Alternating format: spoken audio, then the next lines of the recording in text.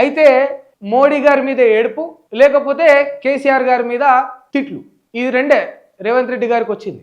అయితే మోడీ గారిని పట్టుకొని ఏడవాలి, బీజేపీ మీద పడి ఏడవాలి, లేకపోతే ఇక కేసీఆర్ గారిని పట్టుకొని ఏదో అనాలి, బీఆర్ఎస్ ఏదో బూతులు తిట్టాలి. ఇవన్నీ పక్కన పెట్టి ఒక్కరోజు మొత్తం అంటే పరిశుద్ధంగా మంచిగా ఒక చెప్తారు కదా మీరు, ఏదైనా కల్మషం లేకుండా ఉండాలి అని.